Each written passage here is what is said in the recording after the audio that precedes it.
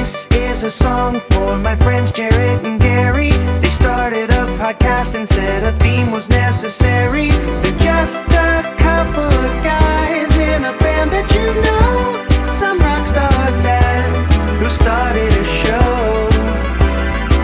So here's the next episode. Welcome everyone to the Rockstar Dad Show at our new time. Or if you just listen to this via podcast or you watch it via YouTube or Facebook or whatever, then nothing has changed for you. Time is irrelevant. Time is irrelevant and on your side still. But if you listen to us on Adobe Radio, then you can note that we're on now on Tuesdays at 9 p.m., which is actually kind of cool for the podcast folks because it's like people used to get new episodes on Monday and then they'd have to wait till Wednesday, but it comes out at midnight. So now really around the time that the episode is over, everybody just gets it. It's like America's Got Talent. Do you remember back in the day? Do you remember whenever like we all got our first DVRs or what was like the actual brand name one? I can't think of it. It doesn't matter. Whenever TiVo? we all got TiVo, there you go. Yeah. Whenever we all got our first DVRs or TiVo or whatever, and you could pause live TV and you could rewind it and skip commercials and all this stuff. Yeah. It was amazing. And then I remember I'd be driving in my car and listening to the radio and be like, what'd they say? I want to rewind. I can't do that. Dang it. Yeah. And now you just can. Yeah, exactly. Yeah. When I remember when I got my first Sirius satellite radio thing, it was Sirius. I got Sirius first before it was, and then they merged or whatever. But the first Sirius radio that I had, and that was wild. Just being so I would be listening to shit, and I would like, because it was like, God, this is so many years ago. I mean, this has got to be 20 something years ago when it first came over there, and like I was listening to Howard Stern because it was still good back then. And not that it's not. I don't want to talk shit on Howard Stern. I just don't care for his show anymore now because it's just I'm not interested in just like the office drama and shit. Like there used to be bits and stuff, and that's all gone. I've said for years, it's just him complaining. I feel like he's like, my bunions. You know? Exactly. He turned into his mom. Yeah. And but again, you can't talk shit about. That'd be like talking shit about Dave Grohl, like we shoot ourselves in the foot. But anyway, it used to be great, and but I would pause it and then just go into the store and just leave my car running. Because you could, just fucking omitting some gases into the atmosphere so I didn't miss him talking to a stripper or something. Yeah, because if you turn the car off, then whenever you started, you couldn't go back. But as long as it's running, you could still pause it, right? Yeah, dude. I remember like figuring out that when we first started sort of using your phone as like a streaming thing, and like I found it insanely crazy that you'd be listening to a podcast and you'd turn your car off and go in and do some shit, and then you'd come back out and you'd start your car and it would just pick right back up where it was. Like I thought that was fucking wild, and now you can not be in your car for 6 days and get back in, and it's just like, okay, buddy, you were listening to this episode of Dateline NBC or Sword and Scale or whatever, and picks right back up, and you're like, okay, I forgot I was listening to that.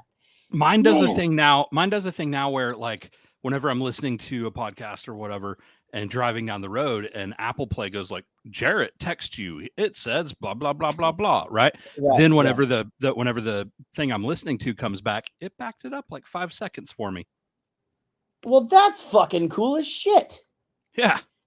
That's neat. I don't have the automatic text reader thing on my thing on because there's no telling what people are saying when they text me. Yeah, once like the BFS or the BFS and crew text thread starts coming in, I turn that off real quick. Got to turn that shit off, But still, I mean, you sort of never know what's going to come in, and, sure. But I don't know. Now my kids are, Everett's about to be 12, and he's been on tour so many times that he just talks like Bowling for Soup now.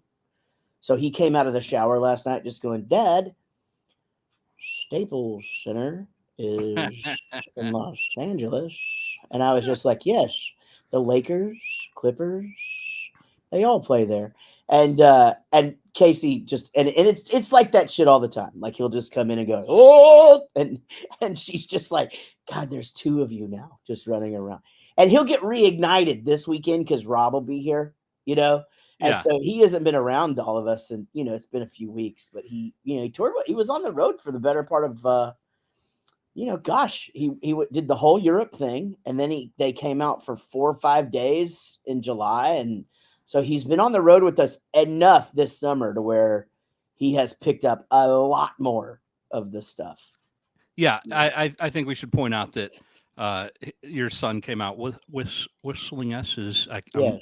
I'm not doing it right now very well, but he wasn't trying to be like an old man. It's just we have so much downtime and are bored a lot that we entertain the crap out of ourselves.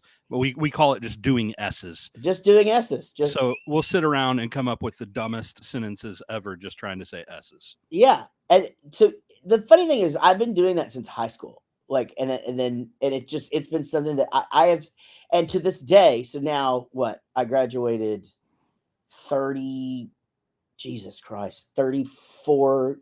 I can't even do the math. If you graduated 18, so let's say it's 52. I don't know. Anyway, yeah, like 35 years ago or something crazy. You graduated and a married adult with children years ago. Yeah, totally. 34 years ago, I graduated. And at that, like, we could draw it. So like me and my friend Brian, like if you were writing a sentence and you wanted to whistle the S, we would draw this little megaphone and it had the little S symbol on it because our band director would go to stop us. And so that's how we start. You go, oh, so if you want to spell this, you just put the little megaphone on there. Anyway, now I'm 52 years old, and we can sit in a tour bus or a dressing room and just start whistling S's, and it grown men crying, laughing, and it just happens all the time. But it's funny that you said that, and now I see what you're doing. Because Herbert kind of fucked that up for us, and now everybody just thinks we're doing Herbert, right? And we're not. We're not doing that. And what's crazy about this is that there's this story. We used to have this bus driver. Well, we had this bus driver one tour, and he sounded like that, right? He sounded like this. He really did. Got 2 big old cheeseburgers And a big old Mountain Dew. Yeah. I got some leftover French fries. You know who will eat those? Sean. He loves fries. And then this Herbert character came out, and it was like, holy shit, that's our fucking bus driver that we had a few years ago. And so anyway, it's just one of those things. It was one of our better bus drivers. That dude was awesome. That dude was great. He was great. You know how I know he was great, Gary? I've said this on this show before, and it makes me sound like an asshole.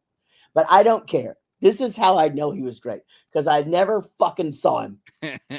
I saw that guy 2 times the whole fucking tour, and that means he was great at his job. Yeah. That's what that means. You know, like he got us where we were going. I was still asleep. He did the shit he had to do. He got the fuck out of there, and then he came back and got in the bus and started it. I don't need him to come back there and chat with me at 4 o'clock in the morning while I'm trying to be drunk with my friends. Yeah, well, and the getting us there while we're still asleep, like that means he's driving. Yeah, well, he's doing his job. Now, let me just say this. Now, Tam, our current bus driver, I like seeing him, and because he's chill. You know, he doesn't come in and fucking like. You know what the problem is with bus drivers? They've been driving all night. They're all hopped up on the fucking coffee and the chocolate milk, right? And and fucking 27 Tums and shit. And they haven't talked to anybody for 800 miles. And they haven't talked to anybody for 800 miles. Now, we just woke up, right? Now, you know me and you room together. I know what kind of a morning person you are. You know what kind of a morning person I am. We got it. We have hand signals. We the whole thing, you know, like we don't have to talk, right? And I've made it clear, Rob is completely opposite of us, but for some reason I find it endearing. Okay. And I can't put my finger on it why he can be like loud and fucking in my face and shit in the morning, and it doesn't bug me, but he is the only person. And that includes who I'm married to. And she knows it. Yeah. Right.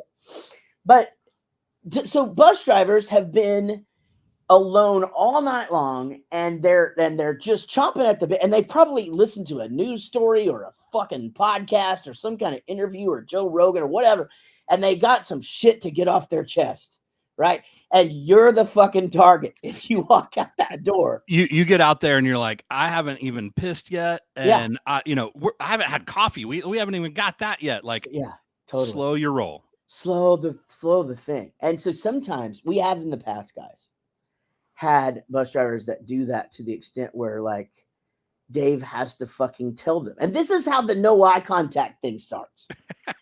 This is how you become Danzig or Steve Harvey overnight. And you're not allowed. Now all of a sudden your employees aren't allowed to fucking have eye contact with you because your tour manager says, hey man, do you mind not just coming in and talking to the guys right when they wake up? Like, let them get some time to just wake up, Yeah, let them put their pants on first. Get some pants on, right? Like you just kind of come out like you're still doing the belly scratch, just standing there, belly scratch, just in your underwear. And you're right. You're trying to make a decision. Am I gonna get a drink of water or am I gonna pee first? Yeah, And then somebody's. I'm never the first one up, right? So somebody else is like always up drinking a coffee, and there's always something on the television, and so I like look at that for a minute, and then I have to decide if I'm going back to bed or if I'm going to stay up. Which this day and age, we're doing good. We stay up, and so anyway, Tam, our newest bus driver, this fucking guy rules. He chills, and then he'll just go, "What's good?" And then you're just like, everything's great. He'll go, all right. And that's the whole conversation. And then we go to the hotel together and we all get jacked.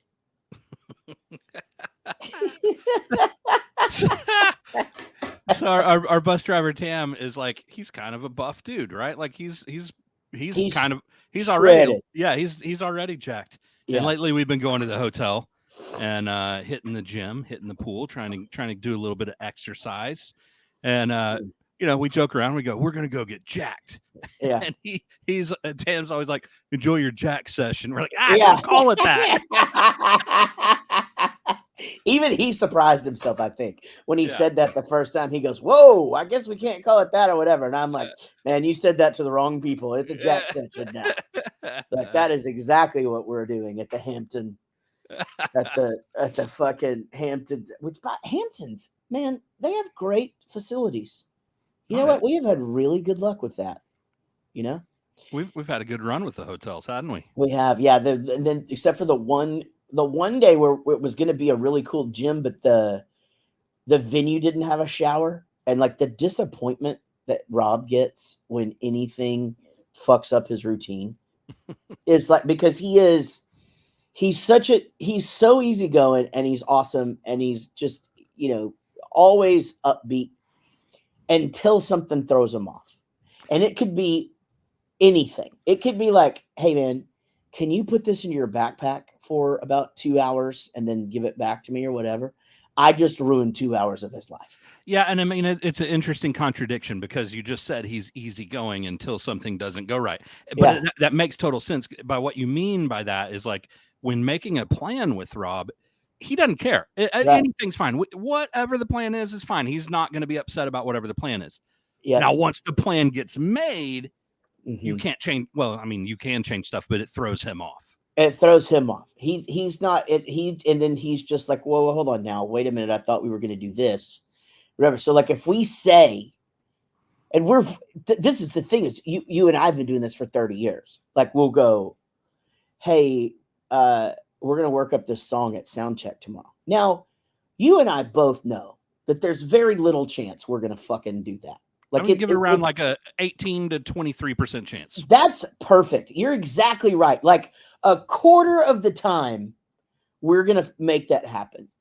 75% of the time, we're like, fuck it. It was a good idea yesterday, but not as much today. But I will do it tomorrow. But Rob hears that the day before, and he has already gone and like worked the song up on his bass. He's already like had it all, he's got his level checked for the day or whatever. He is ready to go. So when are we doing this sound check? Oh, we're not really going to do that today. Oh, well, you don't. Should we just knock it out? Like we just get out there? I don't know. Yeah, I don't think we should. You know, it seems like there's a breakfast bagel place around the corner. We're gonna do that instead. There's paint to watch dry. Yeah, you know, right here, just right here, we could watch this paint dry, and goodness gracious, it'd be. But yes, throw him off. What's funny is that sometimes now when he comes to my house, which is all the country shows and stuff, then if we have a local show, this is going to happen tomorrow. If we have a local show, he won't know whether he wants to take his backpack or not.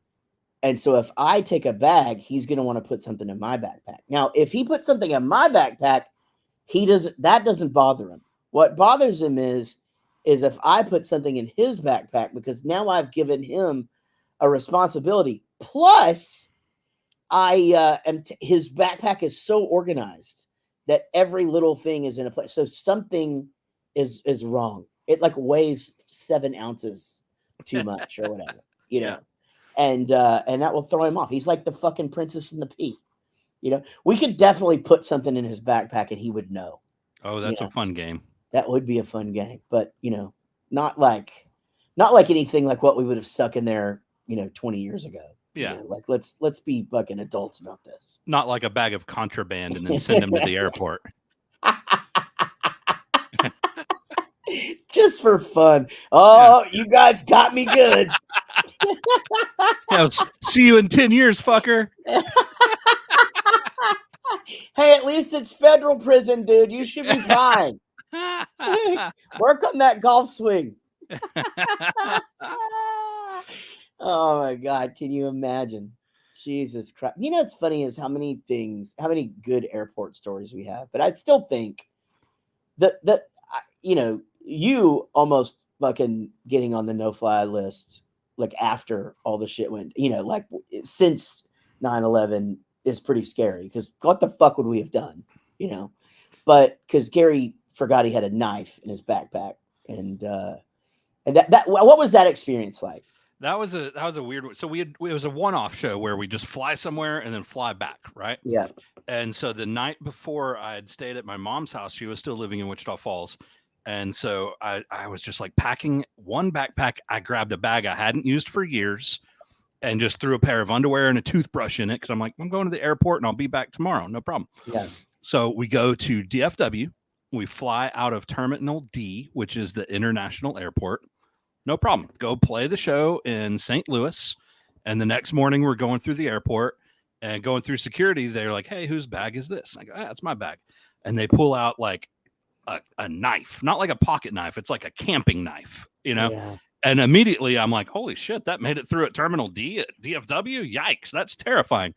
And I was like, oh my God, I had no idea that was in there. Last time I used this backpack, I went camping a couple of years ago. That's why, I was like, sorry, y'all can just have it.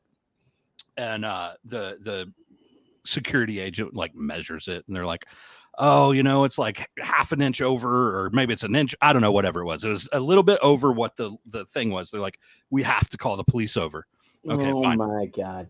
So whenever the cop comes over, I tell him the story. Hey, hadn't used this bag forever, camping, just have it, whatever. And he's like, okay, yeah, no problem. And like right as he's about to let me walk off, a dude comes up on a Segway and he just looks at me. He's like, oh man, I'm sorry. It's your unlucky day. This is my sergeant. I'm going to have to write this up now. So damn it. I had to go down in the underneath of the airport to the police station, and they didn't cuff me or anything, but like I had to go down there and they're, writing me whatever the ticket's going to be and asking me all these questions. Like, how many times have you been arrested? None. No, really. How many times have you been arrested? Like, I never been in any trouble. And so they end up writing me a ticket for carrying a concealed knife or dagger. And I end up getting out of there, making it to the flight, actually get to the bar in time to have a margarita with Bobby before we go get on the flight. Fly home. Okay. So then when Monday comes around, I'm like, I really don't like this idea of having a charge of a concealed knife or dagger. Like it was a misdemeanor charge, but like that just doesn't sound right. So I hired a lawyer and ended up pleading it down to littering, and I paid like a $500 fine or something. So I am a known litterer. No way. So was I on that trip? Yeah. And you just did the thing where you never tell anybody anything ever and just didn't tell us? I've told that story. I know you've told the story, but I don't remember hearing it like in the moment like that.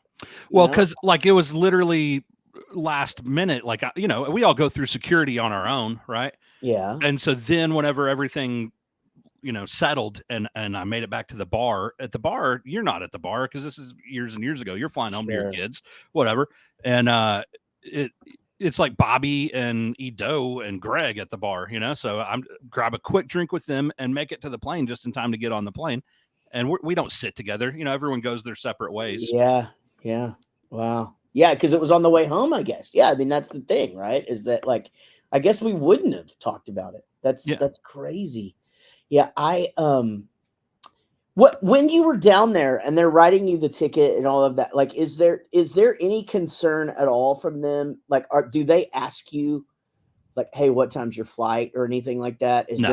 No. So you're just, this is fucking happening and whatever inconveniences happen. And again, I'm not saying that this is bad. I'm just curious because it seems like they would be, but at that point, you're not at the point that you're in their, I would quote unquote custody. That doesn't seem right. But like at that point, you're not a traveler. You're a person who is being detained. It's like if you got pulled over by a cop, I guess they don't give a shit if you're on your way to your wedding. If you got if it smells like weed in your car. Nah, they're just conducting their business and I mean, it's my fault for not having checked the bag and making sure that there wasn't anything in there. Right? Like it's not their fault if I missed that plane. That's my fault. Right. Yeah, man.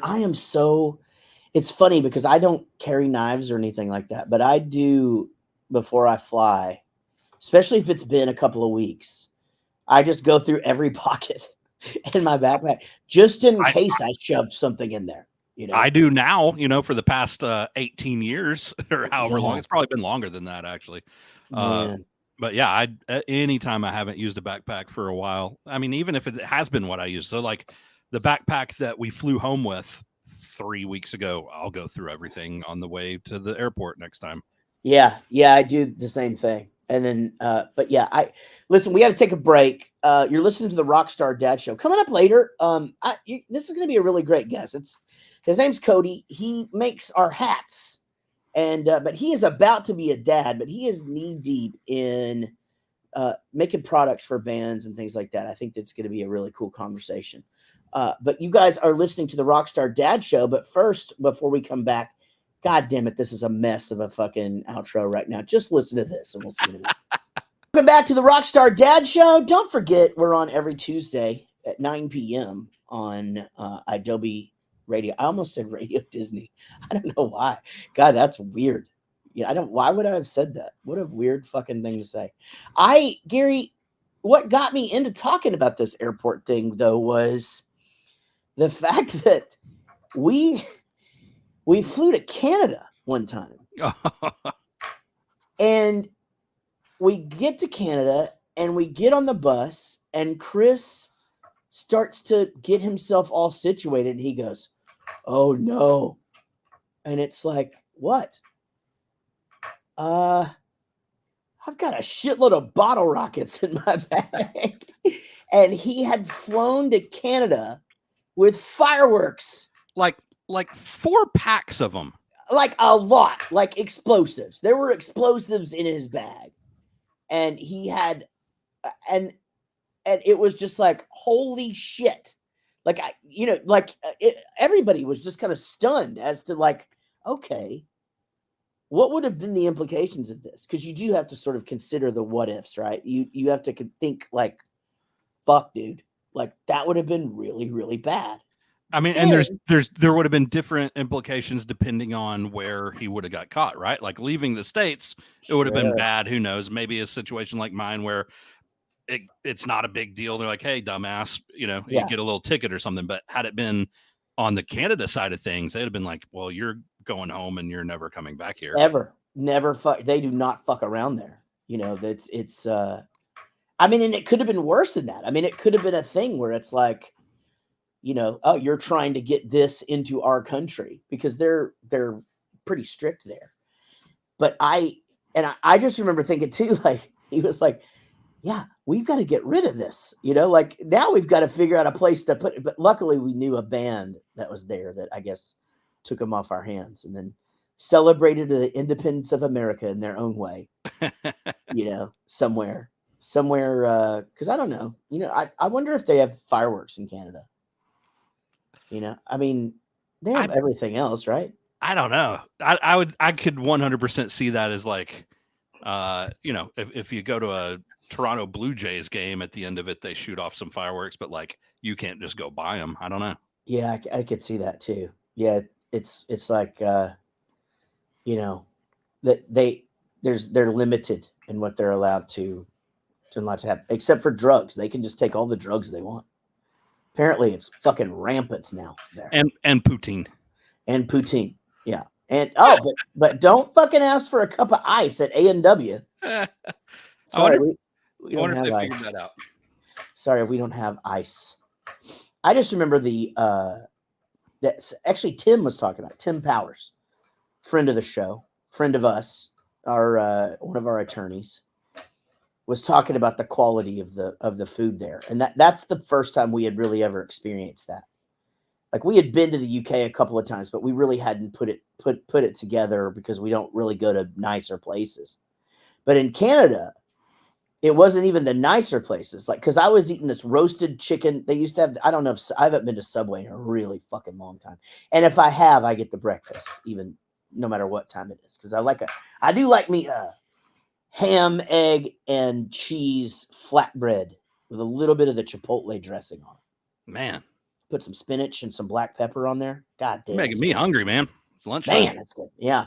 So, but anyway, I remember that this roasted chicken, in the US, it was just real rubbery and all that, but just fucking trying to eat healthy, and that was the thing at the time. Like, Subway was the healthiest fast food you could eat.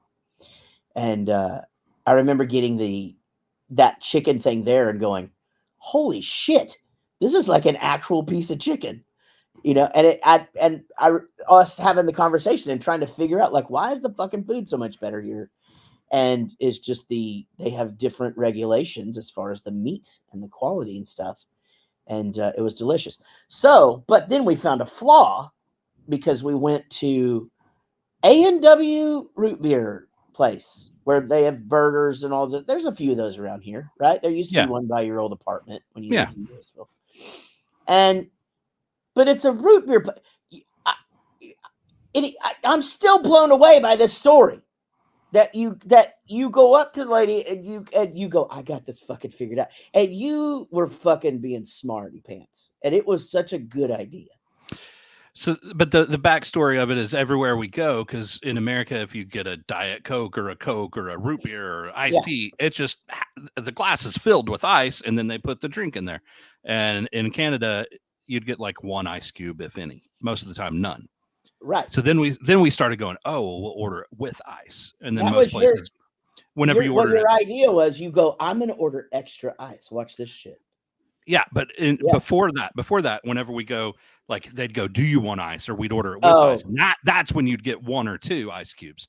And so this day I had the big idea, and I ordered my Diet Coke with extra ice. Yeah. Lots of ice. And they're just like, we don't have ice. We don't have ice.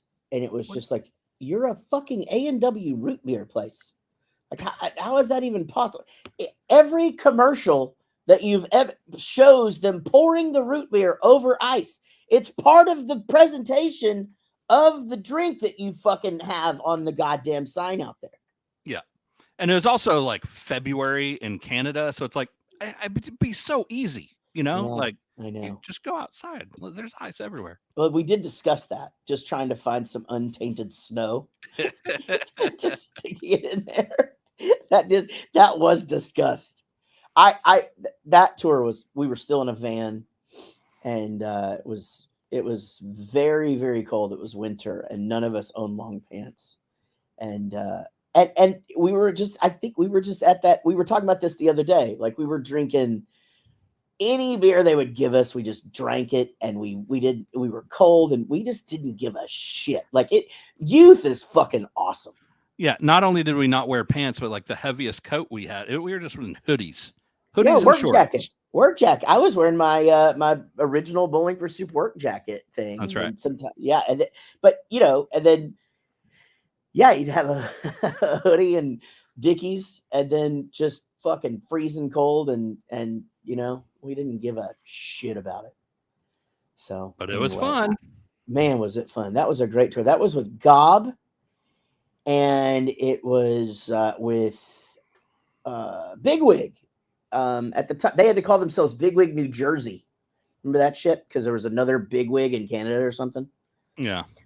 Gob, for those of you guys who don't know, is this great pop punk band from Canada who had hits up there, and their music works differently up there. And I'm not saying this is because this isn't the reason, but like their bands get exposure within Canada.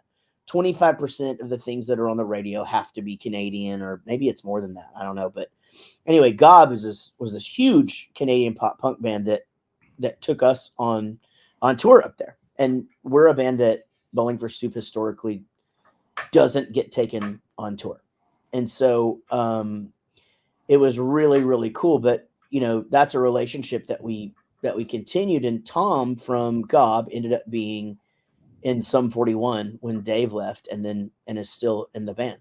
And Tom's been on the show. Tom has been on the show.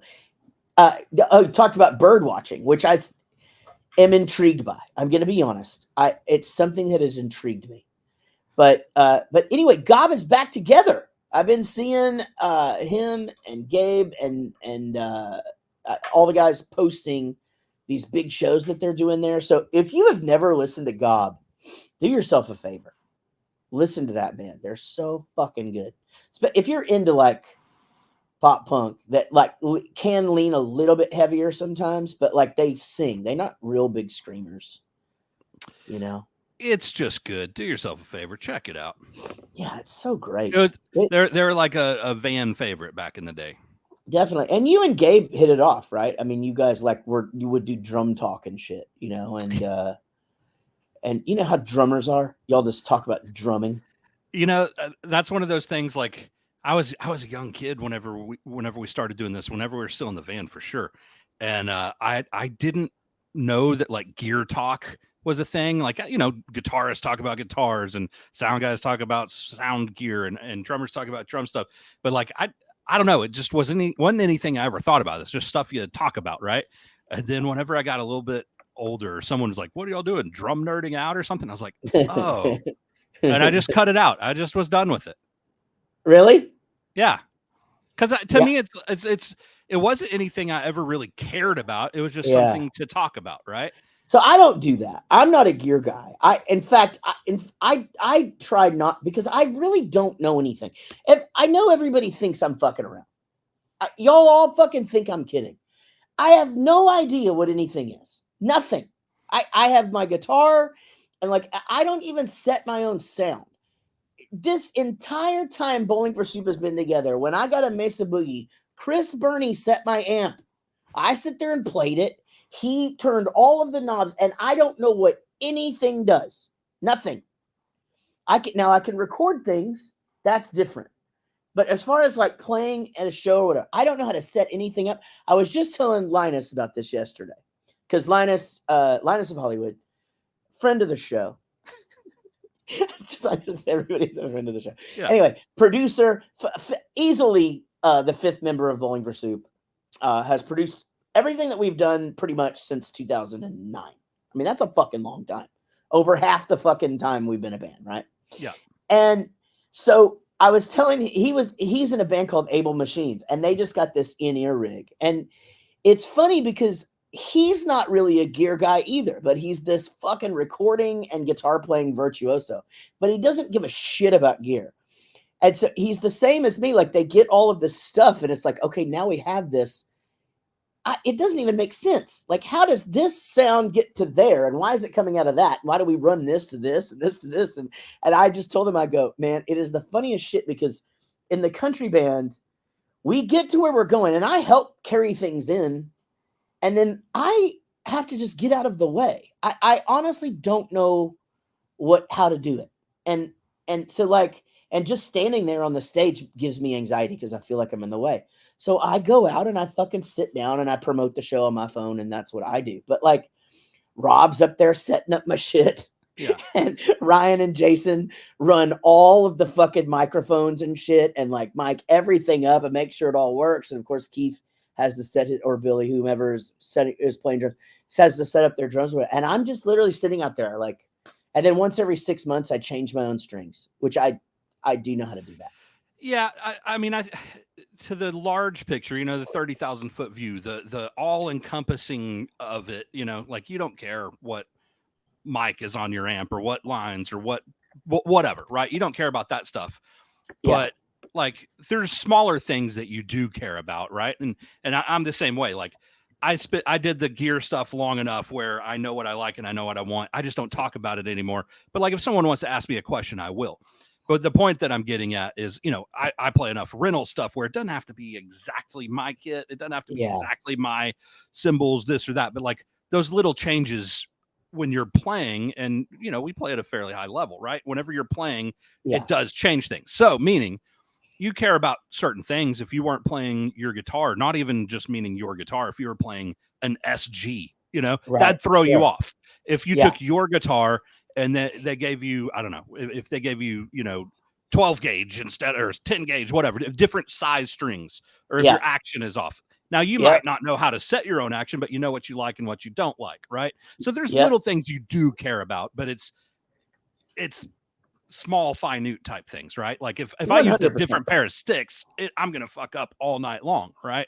Yeah, but what I'm saying is, and you're exactly right, but I can't have a conversation about it. Like someone will message me and go, hey, can you do a thing where you walk through your rig? And I'm like, my rig is an Ernie Ball guitar plugged into a Kemper. Used to be a Mesa Boogie amp.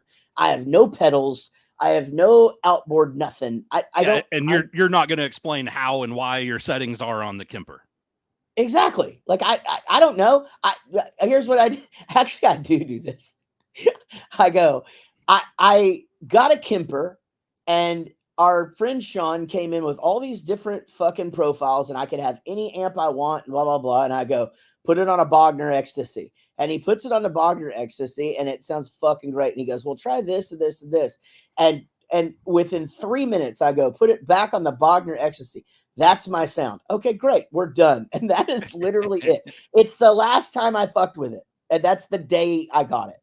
And so, but yeah, it's got to sound a certain way, but it's like, I guess that's the thing, right? It's like with Pro Tools, it's recording, all of these things. It's like, I know the amount of things that I need to know, you know, and where it's not really, and it even gets into music. Like I don't know theory. I know enough theory to get me by, and I could have a conversation until you start talking modes and tones and fucking keys and shit.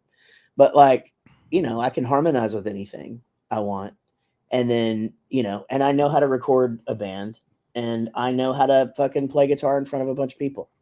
That's what I know how to do, you know? But yeah, I get you. Like, I feel like with you though, you would be a more interesting person to have gear talk with. And here's why, because you have kind of run the gamut on brands. Yeah. So you have had a deal with Mapex and Pearl and DW and Tama and God damn it. I mean, what, 4 more or something? Sure. Crazy? Yeah. And you know, and I get the difference in like 2-ply heads or this brand or that brand and different lines of cymbals and all that. Yeah. I can have that talk. I just steer away from it. Yeah. Yeah. Me too. That's why we're the goddamn best, Gary, because we don't want to talk about that. We want to go, let's go talk about Taco Bueno. Yeah. Or our kids.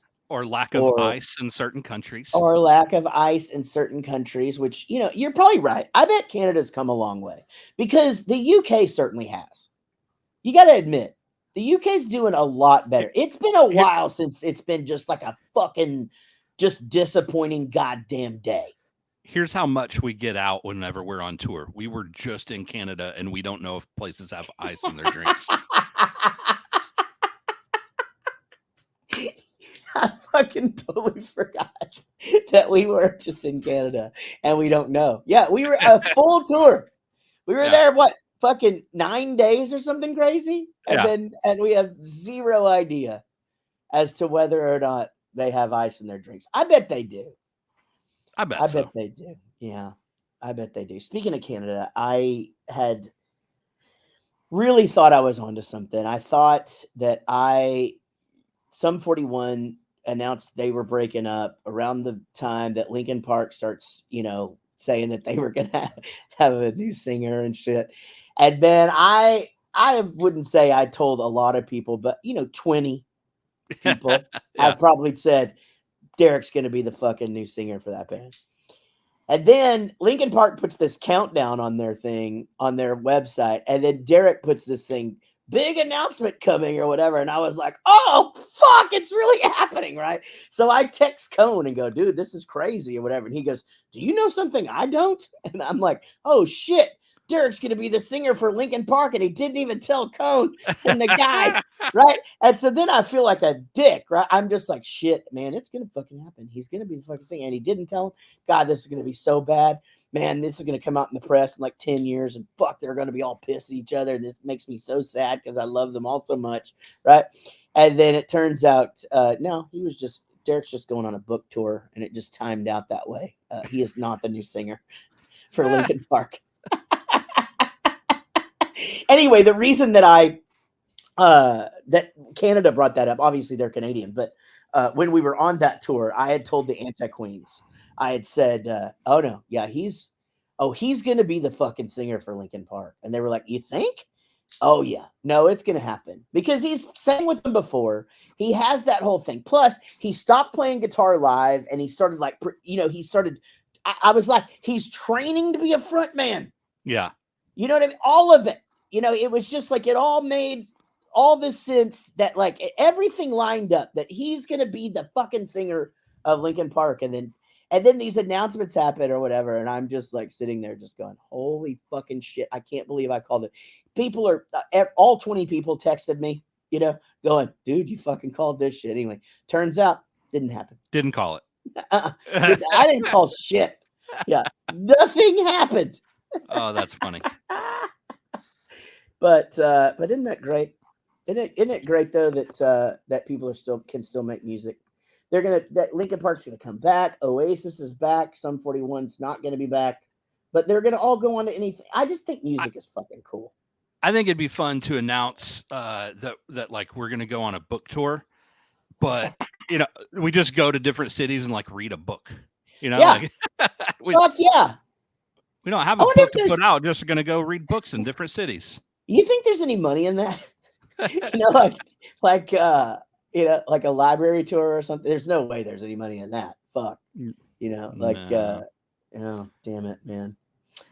Well, you know what? Let's take a break. When we come back, we're going to talk with Cody Hogan, who is a dear friend. He has a company called CH Lone Star Promo, and that stands for Cody Hogan, by the way.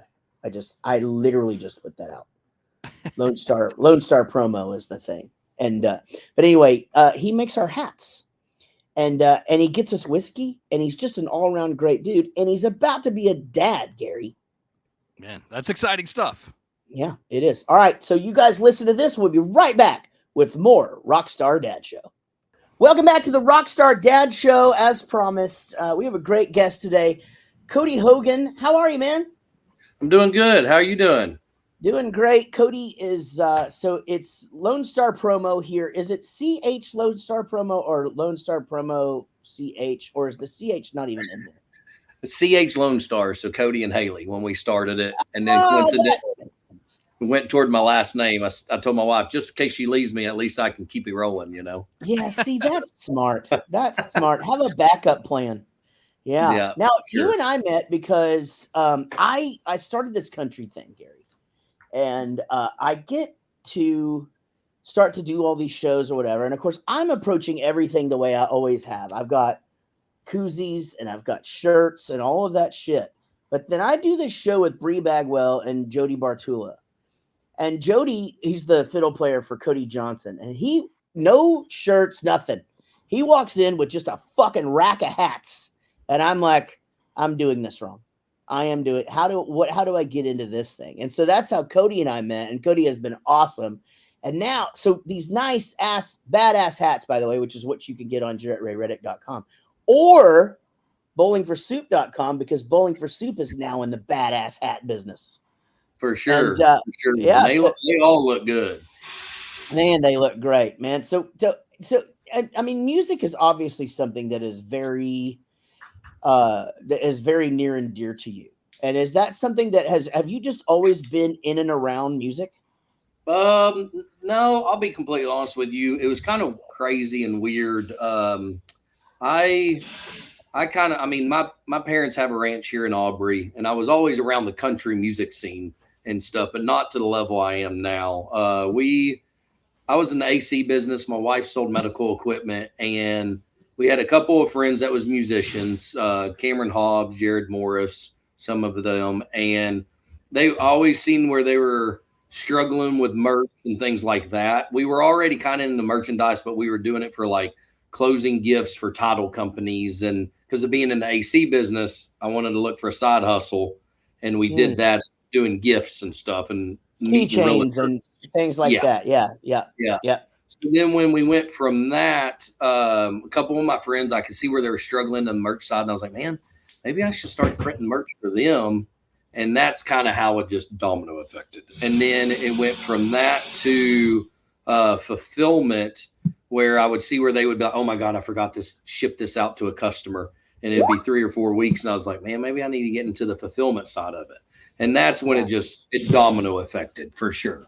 One of the things that you always seem like you're looking out for the artist, and you're always looking for a need, you know, and I don't want to get it too much into like your business, but you're very supportive of up and coming artists, and you'll float some bands, some merch here and there. And it just seems like you are, you're intertwined with that whole thing. And like, you understand the struggle that we're all going through out here. For sure. I look at it as, at the end of the day, if you're not making a living, I'm not making a living.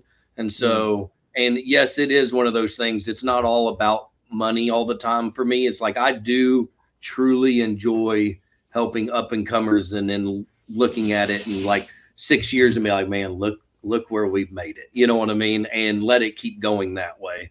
The more I grow, you know, the more they grow, the more I grow. That the loyalty has gotten tougher, you know, but that's just kind of part of the business. I think that's every business, everything that's going on in the world right now.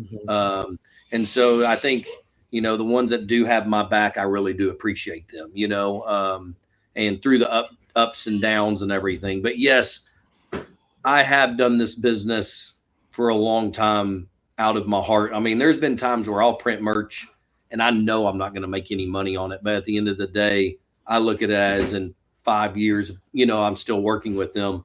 That's where it's like, that's my investment, you know? So that's kind of that side of it. But yes, I do this because I love it.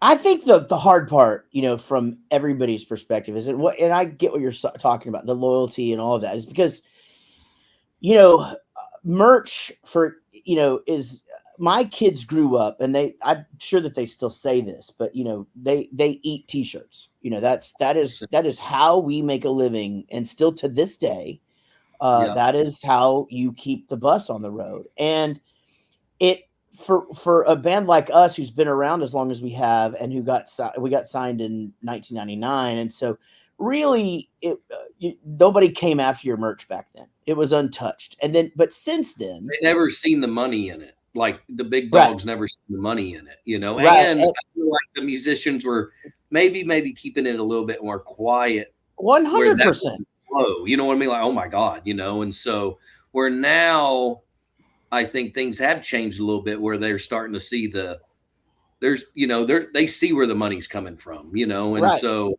they want to, and business is business. It's really tricky to talk about it because I work with a lot of labels. I work with a lot of musicians. I work with a lot of people that won't sign with labels because of that, and I appreciate them all because there is labels that get me in my foot in the door with guys, but it's a very tricky world out there. And I think for any up and comer musician, they 100% need to understand it before they sign, because I think, at the end of the day, and I'm a firm believer at the end of the day, the labels, the management, we all need you guys. You know what I mean? Yeah. So like, it's just tough when I see where how much is getting taken from the musician. It's and what's been in the news recently is, and we can come back to this, but I think it's just that this used to be, it used to be the thing that kept us going, and now it's this thing where it just seems like everywhere you go, someone's getting another piece of it, and then not to mention cost of goods is getting more expensive, and shipping is getting more expensive, but let's talk about it. Merch cuts have been in the news a lot lately, and BJ from BJ Barnum, who American kind of Aquarium. American Aquarium he's been on the show, by the way. You guys can go listen to that episode if you'd like. And we kind of got him really early in the fight, but It's cool. What we figured out is that, and this is just from my own just posting and talking to fans is that fans had no idea that and still the majority don't, that when they buy something at a show that a venue is taking a portion of that, and so it's one of those things where it's you can sort of see. Yeah, go ahead. Yeah, to be honest, it's not a little piece either.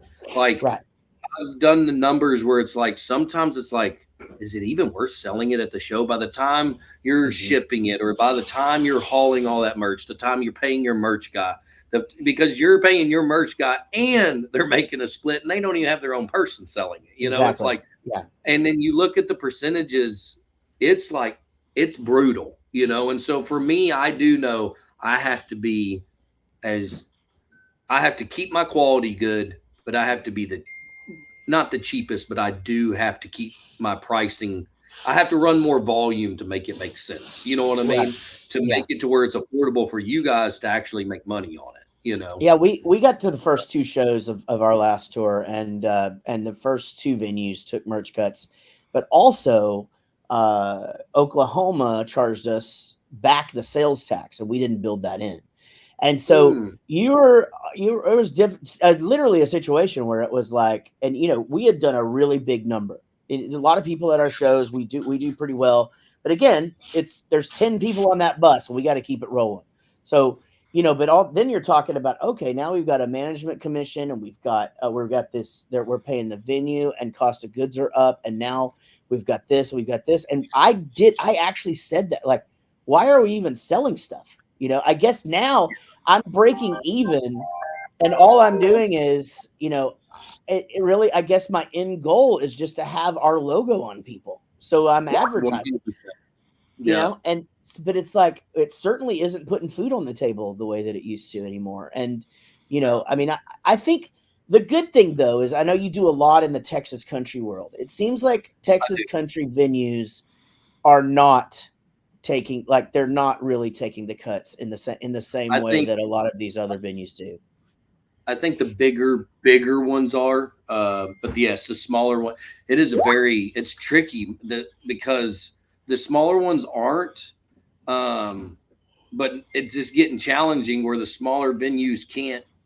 It's just everything's getting so expensive where the venues can't really afford to get musicians in there. People aren't spending money like they used to. I'm a firm believer. I don't think people are going to bars like they used to. They don't drink like they used to, and so it's just where we're at right now is just, it's weird. It's challenging.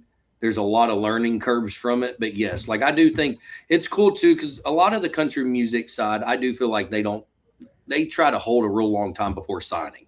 Like they try to see if they can do it on their own. The ones that are struggling all the way up, they're ready to, they're wanting something. But some of the guys is like, I got a little taste of it. I can see where it's coming from, and they have the right management. They take their time and they make sure they're making the right decision. Where some of these guys, they get tied up, and if you don't have right management and things like that, like I got a couple buddies, they have worked with me for 3 or 4 years. I went to school with some of them, like I'm good friends with them, and then they get signed with a big label, and management is more handling that side of it. And then they're like, hey, we own a print shop, you're using us. And they're like, whoa, that wasn't our agreement. We want to keep using Cody.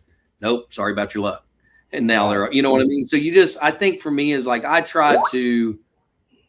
want to help musicians. If they make that decision, awesome. But I do think a lot of them need to know 100% what's going on, before they I can vouch for that, by the way, if you are listening to this or whatever. And I will say that, we, Bowling for Soup, we don't use you for everything, but we do use you. And I can say that you have the back for the musician. You're always out there trying to figure out a way to help people. And to you built the freaking podcast studio in your warehouse there so that other people could come in there and do podcasts and record live stuff. And you just I don't even sing or write. I don't know how to play a guitar. And I bought all that just to invest into it, Yeah, and just so that awesome. You can be out there. I mean, I was there the other day, and he just goes, hey, I bought this van over here, and I got a van and trailer now. So if you're ever in a pinch, just come over here and get this, And that's incredible. It just seems like you got that whole thing down. But let's talk about fatherhood, because it's looming. You're 2 or 3 weeks away, man. It's coming quick. And this is going to be your first child, right? Our first, yeah. We're having a boy. So having a boy. Do you have a name picked out that you can tell us? Yeah, we're doing Kaysen. That's a strong name. Kaysen Lane. Kaysen Lane Hogan. My wife's gonna kill me for saying this on here. I really wanted Kaysen Savage, but she wouldn't let me do it. Yeah. And so she's like, not happening. Boy, that's a fucking good name though. Kaysen I'm excited. I'm excited. That would be Kaysen Lane Hogan is that kid's gonna ride a fucking horse someday. Like he's gonna, and are you into that? Like you're a hunter and that kind of thing. Are you into horses and shit? So it's funny. Until I was probably 16 years old, my parents have a ranch here in Aubrey. We had like 200 or 300 head of cattle and about 60 horses. And I was pretty deep into it when I was younger, but it got so, I was 16 and it got so political, and I was doing shows and everything. I had a little headset in my ear, and my dad would be like, hey, sit up, go faster, slow down. It just become not where it wasn't fun. Mm-hmm. So I kind of got away from that side of it, but I used to. Now, yes, the hunting, I'm addicted to hunting. It's funny though, because my hunting side of the world is not normal to the normal person. I'll go out and hunt, but I like going and videoing someone else hunt and do the video side of it. Like I like building that story, and someone can be like, hey, I have that mount on the wall, and you tell the story. But then for me, I can literally build it as a documentary on video. And so I do a lot side of it. Is that something that you're into, just like filming things and putting them out? So I don't think I knew that about you. Yeah. So so we started the print shop. And it got to a point where same thing with the merch, same thing with the band. I am there for musicians. I'm there for anyone that wants to do better in their life and make you know what I mean? Like in any kind of merch sale, I'm just there to help them.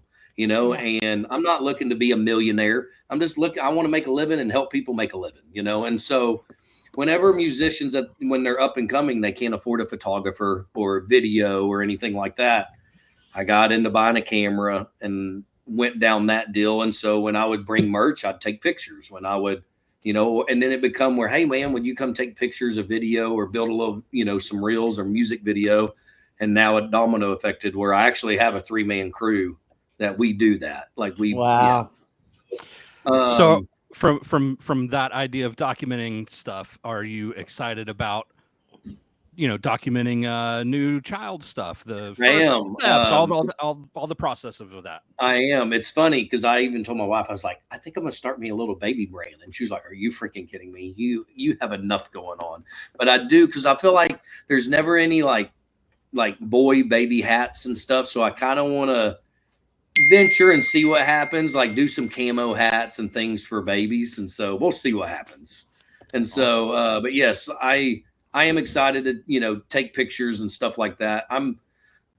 My wife wants to keep them small, and I'm ready to take them hunting, you know what I mean? And so but I know it happens fast, and so I'm there to kind of see how it goes.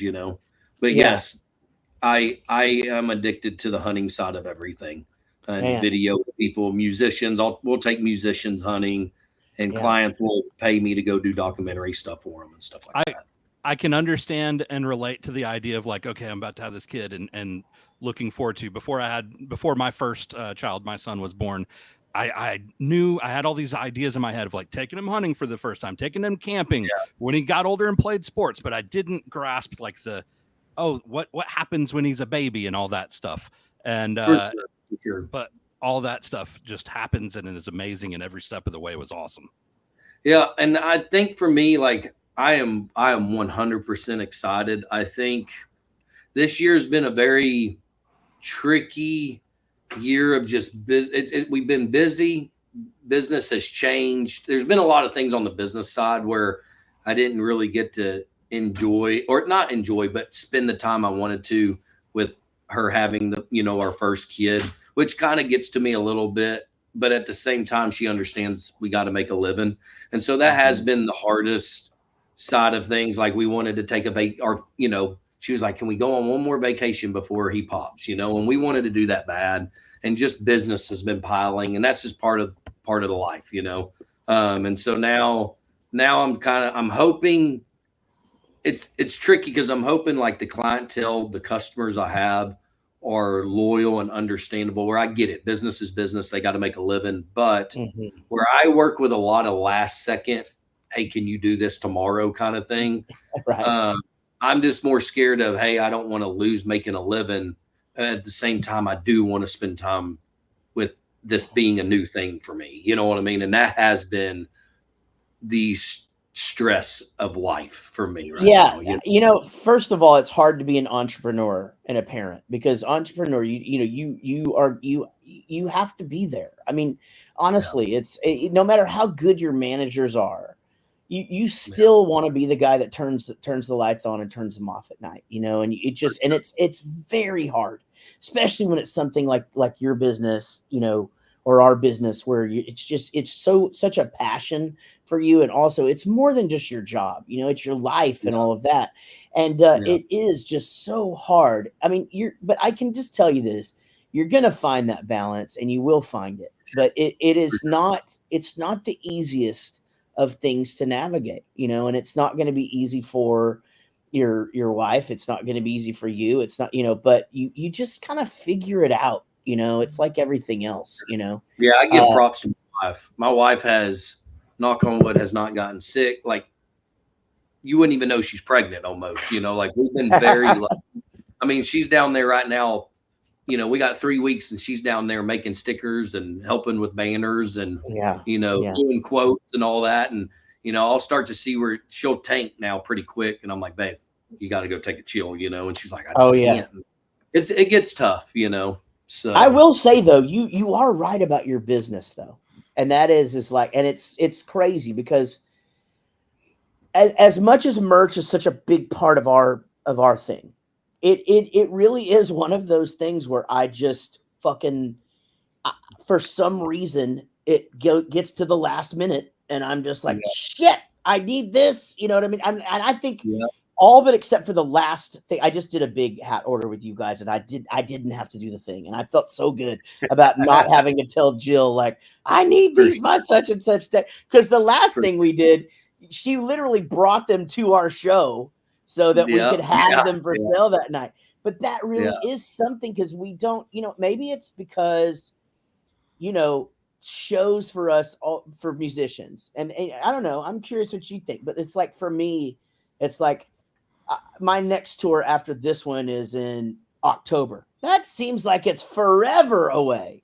But for So in it's your right there. your business, you're like, hey, I need this 6 weeks. Can we do this now?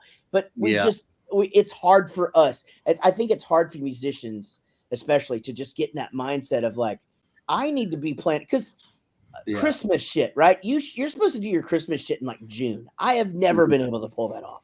No, it's hard. It's hard to see the mountain behind the mountain that's in front of you. For sure. 100%. Yeah. And I think that's where for us, like anyone that knows who we are knows that no matter if it's last second, I'm going to make it happen. Yeah. And I think that's what terrifies me is like, I am the yes guy and I'm going to do everything I can to make sure it happens for you. And so when it doesn't, and even when it's out of my control, man, it gets to me. So now that I have this happening, it's like, I'm going to have to make a really hard decision I'm going to have to say no sometimes. You know what I mean? Yesterday, my brother's like, hey man, I'm going out on the boat, the airboat just for a little bit to test it. And it's him and my dad, and I'm like, and I haven't seen my brother in a long time. And I was like, man, I don't want to say no to you, but I got to be home for my wife. Like I got to stay home, and so, but it's tricky, And so then I look at it that way. How am I going to have to handle my customer side, And so, well, and like you said, out and see what happens. Yeah, well, I'm sorry to cut you off, but like you said, you're so that guy, and then it becomes, and this is also a business about relationships, and so it kind of brings us back to the first part of the conversation with the loyalty. It can really take the wind out of your sail, and so now you're like, okay, well, I busted my ass to get this thing done and this thing done and this thing done or whatever, and now I don't feel like it's being reciprocated, and now I'm missing time away from my child and my wife to do this. So, like perspective is a bitch, And this business, and for all of us, I feel like it's almost a mind thing where, like, when I'm around, like when you think of a merch guy, it's and maybe it's just in my mind, but I feel like when I'm around, people think, okay, Cody's the merch guy. Cody's the guy. When I don't become that anymore, and I'm, you know what I mean? I'm not going to shows like I used to. Do I get forgetting where I'm not the merch guy? And you know what I mean? And that's what terrifies me because I'm always at shows. I'm always hustling. I'm always marketing that side of the business. I'm always on the phone with them every single day, trying to, help them when they're going through their tough times or I'm going through my tough times. I treat this business as friends way more than I should, truthfully. But that's who I am. And so now where it's like, hey, I can't be that guy like I used to. I need to take care of my kid. You know what I mean? I'm interested to see it, but I'm scared at the same time. And that's why I've hired a sales guy to try to teach him, hey man, I need you to go out and about and do that. And you know what I mean? I do. And I have a really good team. You do. That's true. Yeah. Yeah. And so I just got to hope, we all just stay as a team and, keep going. I think what's scary is it's just everything happening and we grew so fast and I'm still trying to learn the business side of it. And now I'm about to learn both. You know what I mean? I've never been at this level. It's crazy. It's 25, 27 people. It's a lot of people. It's a lot of moving parts. And this business isn't like we're doing one little thing. We're making something like we're making hundreds of different items, and so it's just a lot. And me and my wife are always the ones that are catching problems or, hey, that doesn't need to go out. It's not good quality. And, it's funny. She was like, hey, I want to kind of take some time off for a couple months. And I'm like, can we do like a couple weeks or, and so I want her to have her time too, Of course. Yeah. But at the end of the day, I don't know. I'm going to do everything I can, but I am going to make sure that I'm around, you know what I mean? And for my kid and make sure he's happy, like I have to. Money's not everything, so that's kind of where it comes out to. So, but it's so very true, man. And you know what? I think you got the right mindset. And I think all all entrepreneurs, all business owners that are going to be parents have to go through this exact same thing, and this internal struggle, and this, because again, your business is your baby until it's not. You got your business and your Weimaraner, right? You got a Yeah. beautiful, beautiful Weimaraner, Gary, that he's just awesome. But, and those are your babies until they're not. And then, it's like, I think you're going to do great, find that balance, because you're a personal guy and you're a good dude. And, man, I'm just so happy that we met. And, oh yeah. Thank you, man. Thank you. And that's the tricky thing. You see musicians out there that do have their first kid, and and especially when you're one of those musicians and you're scaling, and hey, it's either a make it or break it. If you're done for a week, or if you stop for a week, that can stop for you. You know what I mean? Like, you have to keep it rolling. So like, I got a couple buddies, that like, I wonder how they go through, how hard it is for them. You know what I mean? Where they get to see their kid and then boom, they're back on the shows. You know what I mean? And so it's kind of side. So yeah, I mean, it's definitely an interesting balance. You guys want to give me some advice? Here is my advice: is listen to your wife, and when she says that she needs the time, or whatever, then she needs the time, and sure. Because the thing is you can't get that back, and there's definitely a lot of things that I missed, but we rearranged our business, Cody. I mean, just basically what you just said. Like, it wasn't about the money. We would have made, and the guys know this, I mean, we would have made a lot more money. A lot. I mean, like, we probably would be one of those bands that we could be. Maybe we wouldn't have to tour right now to make ends meet, had I not had kids when I did. But the truth is that I did, and I wasn't going to do the thing where we go for 4 or 5 or 6 months. Like, I went for a couple of weeks and we went home, and we've carried that over into Gary being a dad, and now Rob being a dad. And, we live a very happy existence as a band and as fathers. And, I don't miss the could have been money. I don't. And in not missing that, I didn't miss all the baseball games or all the dance recitals, or I didn't miss all of the meet the teachers. I missed some. Yeah. And you're going to miss some, but for sure. You don't have to miss all of them to be a good businessman. You know what I mean? And that would be my 100%. Advice. What do you think, Gary? I think, you don't know exactly what the right thing's going to be, but you figure it out and you make changes as you go. I think the biggest thing for me was the little bit of a guilt of whenever I was busy at work or something, wanting to be at home with the family. And then whenever I was busy at home with the family, thinking about work or what needed to get done. Whenever that was the case, I wasn't doing either one well. So there's a part of the balance is being mindful of where you are when you're there. Yeah, I want to try to like work on my phone thing more than anything, because I'm pretty bad. Like, if it's a phone call, I'm answering it, and it doesn't matter if it's 2 o'clock in the morning, 1 o'clock in the morning. I'm doing what I need to do, and so that's the tough one for me. That's a hard one. Gary he went through a thing where Gary was big. He was a realtor. He's still a realtor, but he was doing it very, aggressively for a while. For sure. And Gary did the thing where he returned messages at 2 times a day. And I was always so impressed by that, because I always just feel like I have to be accessible. But you know what, man? I will tell you this: as much as people say I work, and I hear this all the time about how busy I am, about how they don't know how I do it, I put my fucking phone down at 6 o'clock, 7 o'clock, Jaret, I think this is an important thing about that returning messages 2 times a day. So on my voicemail, it says, "Hey, I'll return calls at this time and at this time." That's setting expectations.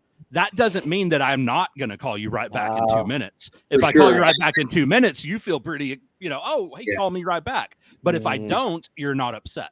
I think that's the thing is my expectations that I have put off for the last 6 years. I think there's some people, you know what I mean? Like they know I answer, and so it's one of those things. I've even almost was like, man, do I send out like a mass group that's like, hey guys, I'm here to help you. Just please be respectful because I have a kid on the way. You know what I mean? It's like, do I do that? You know what I mean? Because I still want to help them. And that's where really I've hired a really good assistant.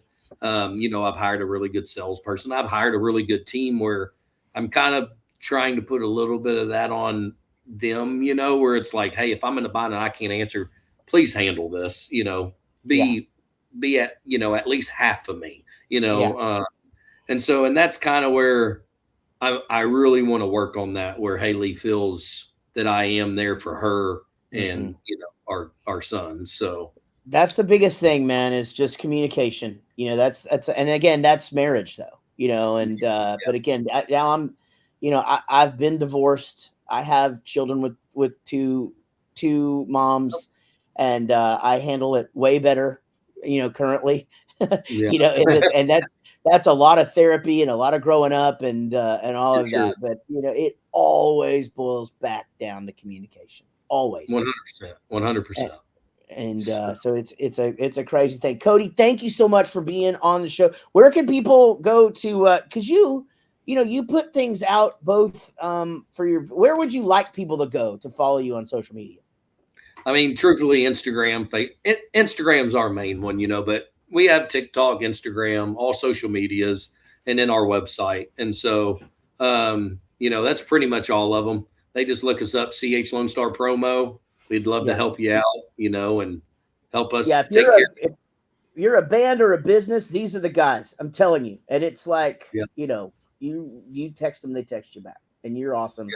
You're going to be a rock star dad, dude. Thank you so much for coming on the show, Cody. Doing this. I was excited to do it. I was worried. I was like, the time is getting close. Oh no, we're good. So so what we would love to do is have you back on after you've been a dad for a while.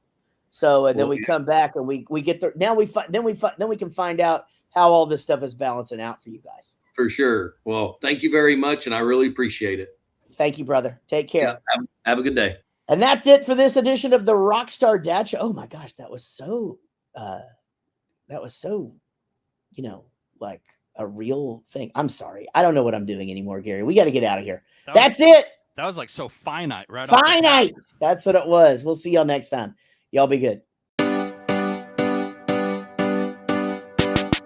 This is a song for my friends Jaret and Gary. They started a podcast and said a theme was necessary. They're just a couple of guys in a band that some rockstar dads who started a show.